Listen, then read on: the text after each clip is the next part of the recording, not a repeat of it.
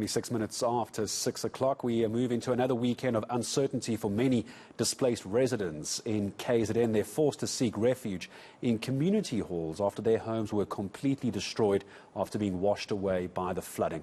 Now, for some, it's impossible to rebuild because of the sunken ground where their lives used to be. They want to be relocated, but how easy is that?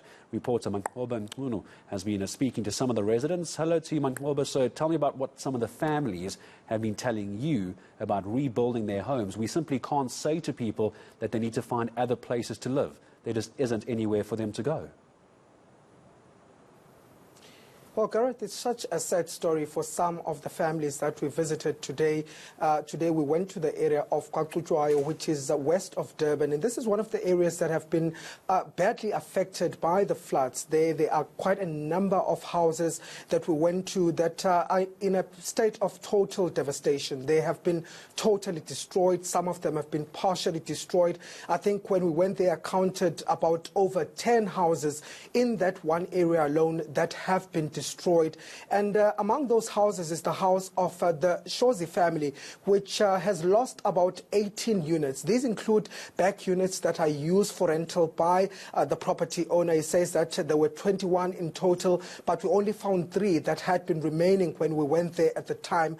But also, Gareth, just looking at some of the neighbors, we saw quite a number of houses where bedrooms have been washed away, where several furniture in the houses have been washed away. But also the biggest problem for many of these houses is the fact that it seems that some of them will not be able to rebuild their homes on those properties because the ground has also been sunken, and those families, we understand, have been staying at the community hall for the past 4 weeks, and they say that they have nowhere to go. And so it is quite a difficult situation for them because even to build their houses back where they used to be, they're saying that that is also going to be impossible. But then there are also those who say that they do not have the money to rebuild their houses. So we spoke to the Shozi family, just giving us a sense of what they went through.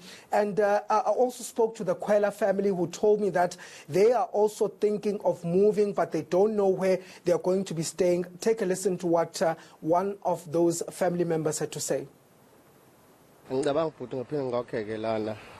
Hayi konakele kakhulu nje ubuzobona nawo kuba umfula manje sihambe egcekeni straight itamkoko iqhumile nje usakwazi ukulungisa lutho nje ubona nje imizi eminingi ehambile la umfula nje ubona nawo ngiyakhamba khona umfula makukhona nje izindlu eziningi kakhulu nangalena nje ubona lokho kusayile okuncane kodwa nje ukwakheka ngekuphinde kwakheke la mesingajabula nje meswa sasizakala sithola enye indawo sikwazi ukusizwa.